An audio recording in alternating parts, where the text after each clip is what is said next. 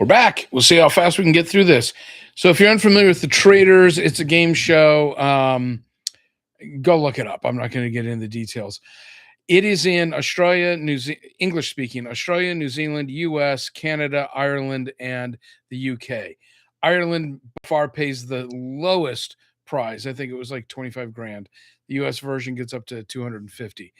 I like the premise a lot. We saw the Australian one first. It hit. It might have been the first English speaking one, but it was certainly before the UK and the US. Those came out pretty much back to back using the same castle. Everybody else came out later.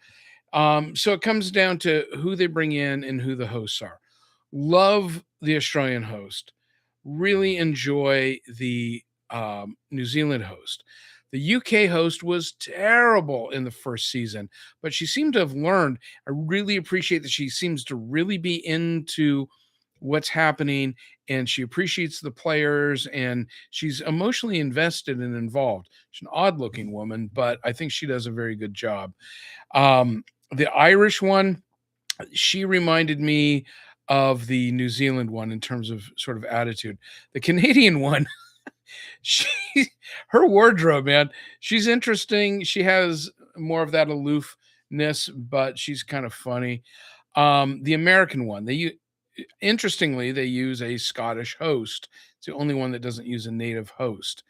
And it's Alan Cumming, a well-known actor. The problem for me with Alan, and I really liked him in the first season, is he seems to think he's a glamorous woman. And I find it very off-putting.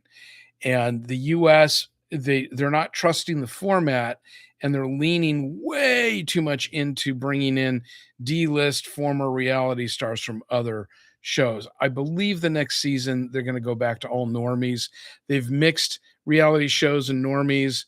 The current version is all reality people. The problem is they bring in a bunch of people from Real Housewives. They all band together. They're all A couple of these countries are very into bringing in drag queens, which is always a distraction. Too many of these people are just sort of primping for the camera as opposed to playing the game. I like when they have normies.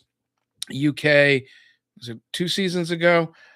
This young man that won, unbelievable game that he played. Just brilliant, brilliant game. And that's what you like to see. And I don't want to see Siri from Survivor for the millionth time.